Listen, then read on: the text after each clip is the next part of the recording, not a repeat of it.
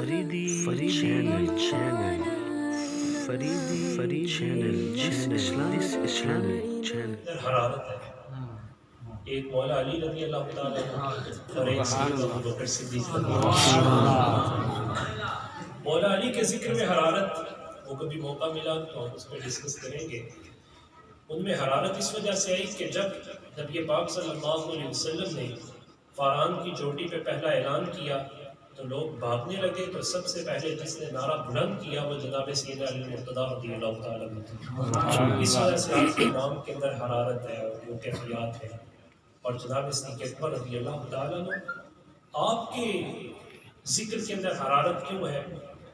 تو اس کے بارے میں صوفیاء نے لکھا اس وجہ سے کہ یہ وہ ذکر ہے کہ جہاں یہ ذکر ہوتا ہے وہاں مصطفیٰ کریم کے تبسم کی خیرات بڑھتی ہے۔ سبحان اللہ یہ الفاظ انہوں نے نقل کیے تاریخ امت میں۔ فتبسم رسول اللہ صلی اللہ علیہ وسلم حتی بدت نواجزہ ثم قال صدقت یا حسان هو کما قلت۔ سبحان اللہ تبسم فرمایا، جن کی تسکین سے روتے ہوئے ہنس پڑے، اس تبسم کی عادت پہ لاکھوں سلام۔ سبحان یہ وہ ہے کہ جن کے ذکر سے مصطفیٰ کریم تبسم فرماتے ہیں۔ سبحان یہ آپ صلی اللہ علیہ وسلم تبسم فرمائے، اور تبسم میں آپ کے نواجز مبارک وہ دکھائی دیے۔ اور پھر رسول اللہ صلی اللہ علیہ وسلم نے جناب حسان کو کہا، حسان میرا یار اسی کا حقدار ہے جو تو نے کہا، یعنی جب میرا ذکر ہو تو میرے یار کا ذکر مجھ سے جدا نہیں ہونا چاہیے۔ اور اسی پر ہم چلتے ہیں۔ نبی پاک صلی اللہ علیہ وسلم اپنے اس یار کے ساتھ جو محبت فرماتے ہیں، مصنف ابن ابی شیبہ میں حضرت سہل بن سعد رضی اللہ تعالیٰ آپ سے روایت ہے، آپ فرماتے ہیں قال رسول اللہ صلی اللہ علیہ وسلم حب ابی بکر و شکرہ واجب علی امتی، کہ ابو بکر کی محبت رضی اللہ تعالیٰ اور ان کا شکریہ ادا کرنا میری امت پر واجب ہے۔ سبحان اب اس شکر کے طریقے ہیں، اس محبت کے طریقے ہیں۔ محبت جس سے ہو اس کے نام کی مالا چلی جاتی ہے، اور ایسا محبوب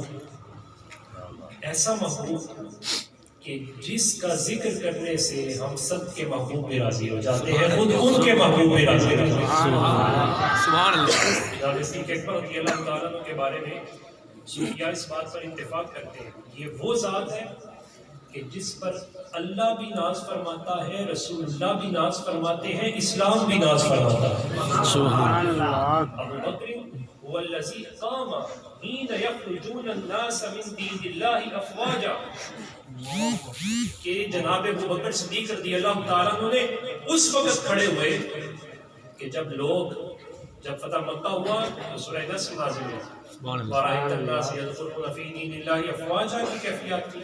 اور جب نبی پاک صلی اللہ علیہ وسلم نے وصال ظاہری فرمایا تو اس وصال ظاہری کے ساتھ ہی کیفیات یہ تھی کہ یخرجون الناس من دین اللہ افواجا، لوگ دین رسول سے، دین الہی سے دڑا دڑ باہر نکل رہے تھے، اور جناب صدیق اکبر رضی اللہ تعالیٰ عنہ کے وہاں کھڑے۔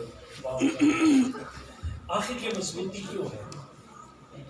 اس مضبوطی کی وجہ سے اسلام اس پہ ناز کرتا ہے۔ اس پر میں نے قرآن مجید فرقان حمید کی ایک آیت مبارکہ پڑھی ہے، ہم اس کی طرف چلتے ہیں۔ بسم اللہ الرحمن الرحیم۔ والذین آمنوا اشد حبا للہ، وہ لوگ جو ایمان والے ہیں وہ اللہ کی محبت میں بڑے پکے ہیں، سبحان اللہ کی محبت میں بہت پختہ ہیں۔ کوئی بھی کیفیات ہو ان کی پختگی میں کوئی آنچ نہیں آتی، اور اس پختگی میں پہلا نمبر اگر کسی کا آتا ہے تو وہ جناب ابو بکر صدیق رضی اللہ عنہ۔ وہ کیوں؟ اس پر حضرت صاحب مرقات نے، اللہ علی قاری نے اور صاحب المعانی نے کچھ کلام فرمایا، اس کا خلاصہ میں عرض کر دوں۔ آپ فرماتے ہیں کہ جو اللہ تعالیٰ کی محبت میں پختہ ہوگا تو محبت کی علامت ہوتی ہے کہ جس سے محبت ہو اس کا ذکر کیا جاتا ہے، سرن بھی کیا جاتا ہے، جہرن بھی کیا جاتا ہے۔ سرن اس وقت کیا جاتا ہے جب اپنی محبت پختہ نہیں ہوتی، اور جہل اس وقت کیا جاتا ہے جب محبت پختہ ہو جاتی ہے. سبحان اللہ. کوئی سادہ مثال ہے، دودھ ابلے تو پھر ہی باہر آئے گا. سبحان اللہ. دودھ ابلتا ہے تو پھر باہر آتا ہے.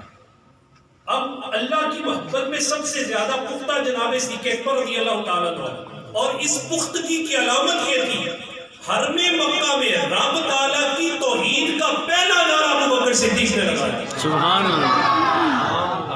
اب انہوں نے لکھا کیوں یہ نعرہ لگایا؟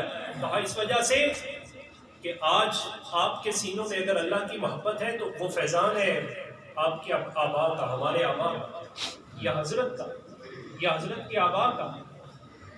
جس انداز سے کوئی محبت ڈالنے والا ہوتا ہے محبت اتنی زیادہ پختہ ہوتی ہے. بے شک. آج یہ بات سمجھنا مشکل نہیں.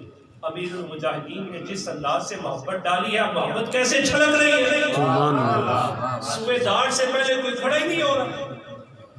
آج یہ کیفیات ہے کہ علامہ خادم رضوی کسی کے سینے میں محبت ڈالیں تو سینے چھلک چھلک جاتے ہیں، بیگانے ہو جاتے ہیں لوگ.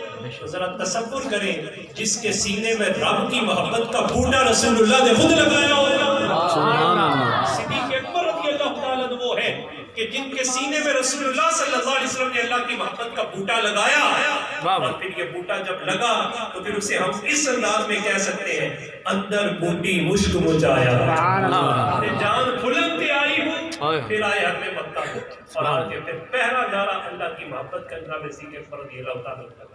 اور محبت الہی میں پختگی میں پہلا نمبر جناب صدیق اکبر رضی اللہ تعالیٰ عنہ کو ملا. اور پھر یہ سلسلہ چلا اور چلتے چلتے اس مقام پر پہنچا کہ جب جناب صدیق اکبر رضی اللہ تعالیٰ عنہ نے نبی پاک صلی اللہ علیہ وسلم کے دفاع کے لیے اپنی ایڑی اس سوراخ پر رکھی اور بتا دیا مصطفیٰ کریم علیہ السلام کی طرف جس نے رخ کیا ہم اسے پاؤں کی ٹھوکر پہ رکھیں. اللہ. سبحان اللہ. کیا بات. اور پھر وہاں کیفیات کیا ملی؟ مصطفیٰ جان رحمت صلی اللہ علیہ وسلم اسپرچولیزم کی تاریخ کا، ہسٹری آف اسپرچولیزم کا فرسٹ سینٹنس جس پر پورے تصوف کی بنیاد کھڑی ہے، وہ یہ جملہ ہے جو جناب صدیق اکبر رضی اللہ تعالیٰ عنہ کے لیے اور یہ بات صلی اللہ علیہ وسلم نے ارشاد فرمایا ما سبب اللہ فی صدری سبقت فی صدری الحق، کہ جو کچھ اللہ تعالیٰ نے میرے سینے میں انڈیلا، اگر کسی کا سینہ کوئی برداشت کرنے کی صلاحیت رکھتا تھا تو ابو بکر کا سینہ تھا. میں نے سارا کچھ سبحان اللہ. اللہ تکبیر، اللہ اکبر. تکبیر، اللہ. رسالت یا رسول اللہ. رسالت یا رسول اللہ. تاجدار صداقت زندہ باد. تاجدار صداقت زندہ باد. سبحان اللہ. ابو بکر صدیق رضی اللہ تعالیٰ عنہ کے سینے میں سارا کچھ انڈیلا. تو اب ذرا آگے حضرت سلیمان بن یسار کی اس حدیث کو سمجھیے کہ جب مصطفیٰ کریم نے انڈیلا ہو تو وہ کون سی دیکھی ہے جو سینہ ابو بکر یہ ہے وہ 360 دیکھیا جو مصطفیٰ کریم علیہ السلام کا وہ سینہ وسینہ فیض ہے. اور پھر صوفیاء نے یہاں کہہ کے کمال کر دیا، کہا نیکی کے لیے لوگوں کو قسم کرنا پڑتا ہے، ابو بکر کا سینہ وہ ہے اسے قسم نہیں کرنا پڑا، رسول اللہ نے فیضان عطا فرمایا. کیا بات. یہ وہ مقام ہے یہاں بات بھی سمجھنی چاہیے، بات بھی سمجھنی چاہیے کہ رب تعالیٰ نے سینے بنائے اور ان سینوں کے اندر رب تعالیٰ نے صلاحیتیں دیکھی. ابو بکر کا سینہ وہ ہے کہ رب تعالیٰ نے مصطفیٰ کریم علیہ السلام کے فیضان کے سنبھالنے کے لیے سب سے عمدہ سینہ بھی رکھا ہے تو ابو بکر کا اگلی طرف بھی جائیے. آج ہمارے بھی کچھ لوگ ادھر ادھر ہونے کی کوشش کرتے ہیں، کہتے ہیں جی روحانی خلیفہ فلانا خلیفہ. بھائی جس کے سینے میں 360 سارے فضائل موجود ہیں، بتائیں کون سی فضیلت رہ گئی، کون سی فضیلت رہ گئی جو یہاں نہیں آئی؟ ساری فضیلتیں تو سینہ ابو بکر میں موجود ہے رضی اللہ تعالیٰ. اور پھر محبت الہی میں اتنی پختگی، جناب ابو بکر صدیق رضی اللہ تعالیٰ عنہ عمر میں جناب رسالت مآب صلی اللہ علیہ وسلم سے چھوٹے ہیں. اور پھر دیکھیں کیفیات کیا ہے، مصطفیٰ جان رحمت کی سیرت کی پختگی بھی یہاں دیکھیے کیا ہے کہ جناب آج کل ہم عمر آدمی کا ماننا بڑا مشکل ہوتا ہے. نبی پاک صلی اللہ علیہ وسلم کی سیرت کتنی پختہ ہے. ہمارے آقا صلی اللہ علیہ وسلم نے جو پہلی دلیل دی، پہلی دلیل اب پیش کی وہ یہی کی، بتاؤ میں نے تم نے 40 سال تمہارے اندر نہیں گزارے؟ اور اس دلیل پر اور دلیلیں لوگوں نے طلب کی، لیکن جناب ابو بکر رضی اللہ تعالیٰ عنہ کی ذات وہ ہے جس نے کوئی دلیل طلب نہیں کی، یار ہو کر حضور پر ایمان لائے، سبحان اللہ، قبول کیا، سب سے پہلے قبول کیا، اور پھر ذرا دیکھیں قبول کرنے کے بعد کیفیات کیا ہے۔ کتاب الامہ والے حضرت ابو نصر طوسی، یہ طاؤس الفقراء ہے اور ایران کے بہت بڑے صوفیاء میں ان کا شمار ہوتا ہے، اور کتاب الامہ ان کی کتاب ہے، اور ان کے بارے میں مشہور یہ تھا، یہ اپنی زندگی میں کہا کرتے تھے جسے بخشوانا چاہتے ہو اس کا جنازہ میرے دروازے سے گزار دو۔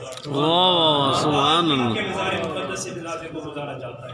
طاؤس الفقراء ہے، یہ جناب سیدنا عمر رضی اللہ تعالیٰ عنہ کا یہاں قول نقل کرتے ہیں۔ جناب عمر رضی اللہ تعالیٰ عنہ فرماتے ہیں کہ معرفت ربانی کی گفتگو جب بارگاہ رسالت ماں پہ ہوتی تھی تو بہت ساری باتیں ایسی ہوتی تھی کہ ہم ان میں اتر ہی نہیں سکتے تھے۔ ابو بکر ایسے تھے جو اتر بھی جاتے تھے پھر بھی خوش کے خوش نہیں ہوتے، اتر بھی جاتے تھے اور واپس بھی آتے تھے۔ سبحان اللہ۔ یہ جناب سیدنا ابو بکر صدیق رضی اللہ عنہ، پوچھا گیا ان سے آخر یہ ایسا کیوں ہوا؟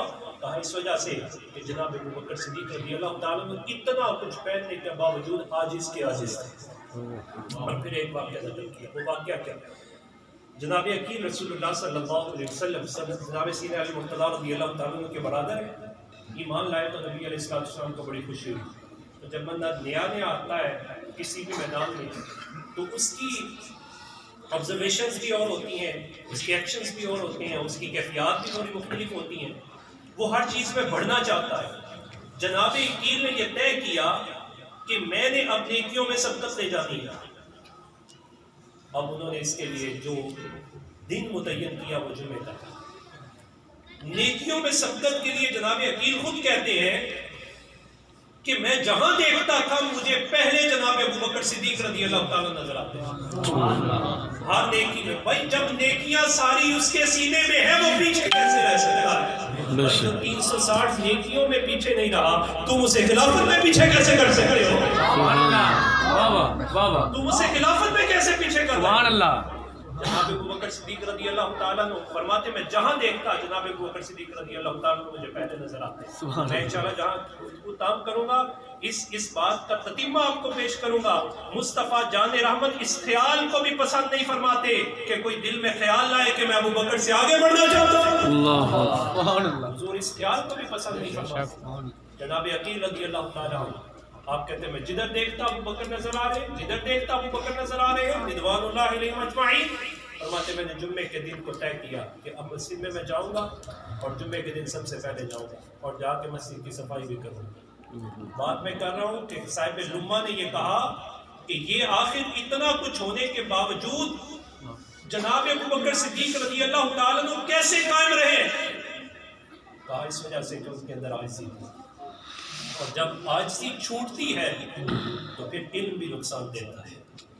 بریلی کا تاجدار بھی اگر کھڑا رہا تو عاجزی کی وجہ سے کھڑا رہا۔ جب حضور کی بارگاہ میں پہنچے تو پہنچتے ہوئے کیا کوئی تیری بات کیوں پوچھے رضا، تجھ سے کتے ہزار پھرتے ہیں۔ یہ عاجزی ہے، یہاں کھڑے ہو کے عاجزی۔ اور حضور غوث پاک کی بارگاہ میں جا کے کیا کہا، تجھ سے در اور در سے صد، صد سے ہے مجھ کو نسبت اور میری گردن میں بھی ہے دور کا ڈورا تیرا۔ آج کسی کو جناب دو چار قسم کی آواز آتی ہے تو وہ اس پرواز یہاں سے نکلنے کی کوشش کرتا ہے۔ ذرا تصور کرے کہ جن کے بارے میں تو سوچتا ہے وہ سارے علوم سینہ صدیق اکبر میں موجود ہیں، جن کے بارے میں سوچا جا سکتا ہے وہ سارے علوم جناب سینہ ابو بکر صدیق رضی اللہ تعالیٰ عنہ کے سینے میں موجود ہے۔ اور یہی وجہ ہے قرآن مجید فرقان حمید کی وہ آیات جنہیں بظاہر ایک آیت کا ظاہر شاہ ولی اللہ نے لکھا، ایک آیت کا ظاہر ایک آیت کا باطن۔ آیت کے ظاہر کو سمجھنے والے تو بہت تھے لیکن باطن کو سمجھنے والا اگر کوئی نظر آتا ہے تو ابو بکر صدیق۔